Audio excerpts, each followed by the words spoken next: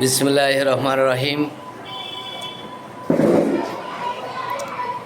বঞ্চিত 1 থেকে 12তম পর্যন্ত নিবন্ধিত শিক্ষক শিক্ষিকাবৃন্দ, আসসালামু আলাইকুম ওয়া রাহমাতুল্লাহ। আপনারা আন্দোলন চালিয়ে যাচ্ছেন, এটা সফলতার একটা বড় দিক,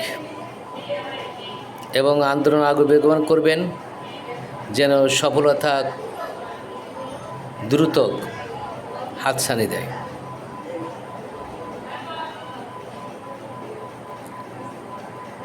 বারবার আমরা বঞ্চিত হচ্ছি, আমাদেরকে আশ্বাস দেওয়া হচ্ছে, সে আশ্বাসের কোনো কাজে লাগছে না।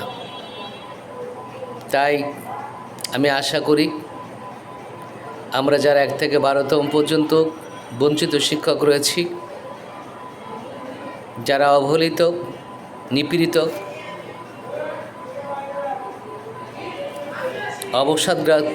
অবসাদগ্রস্ত এবং ক্লান্ত, বৈধ সনদ যার আছে তারই চাকরি পাওয়ার কথা, অথচ জাল সনদ দিয়ে অনেকে চাকরি করে ভালো অবস্থা আছে। আর যারা যাদের বৈধ সনদ রয়েছে তারা বৈধ সনদে চাকরি না করে বেকার অবস্থায় ঘুরে বেড়াচ্ছে একটা চাকরির সন্ধানে, একটা ভালো চাকরি পাওয়ার আশায়। বিগত দিনগুলোতে বিভিন্ন সময় বিভিন্ন আশ্বাস পেয়েছি, শিক্ষা মন্ত্রণালয় থেকে আশ্বাস দেওয়া হয়েছে, এনটিআরসি চেয়ারম্যানও আশ্বাস দেয়, কিন্তু এর কোনো কার্যকরিতা আমরা পাচ্ছি না।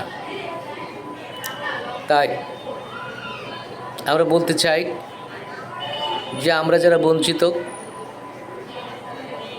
যারা নিপীড়িত,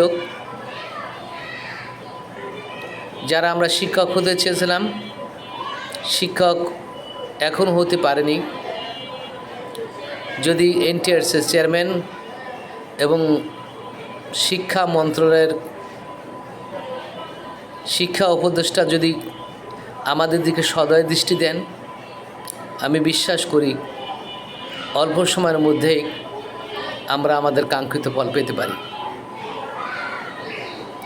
আমরা চাই 1 থেকে 12তম পর্যন্ত যারা আমরা বঞ্চিত রয়েছি তারা যেন সফলতার মুখ দেখতে পারি। আমরা যারা হবু টিচার, যারা ক্লান্ত পরিশ্রান্ত, তাদের দিকে একটু সদয় দৃষ্টি দেওয়ার জন্য আমি এনটিএসের চেয়ারম্যানের প্রতি বিনীতভাবে অনুরোধ জানাচ্ছি। আল্লাহ তাআলা যেন তাদের এই হেদায়েত দান করেন যে আমরা নিপীড়িত, বঞ্চিত, নির্যাতিত, আমরা কঠিনভাবে দিন যাপন করছি, সেই দিকে তাকায়ে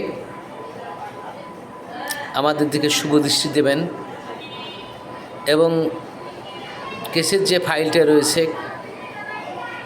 আপনারা যদি একটু আমাদের দৃষ্টি দেন এবং কেসটা যদি সামনে নিয়ে আসেন, তাহলে আমাদের উপকার হয়।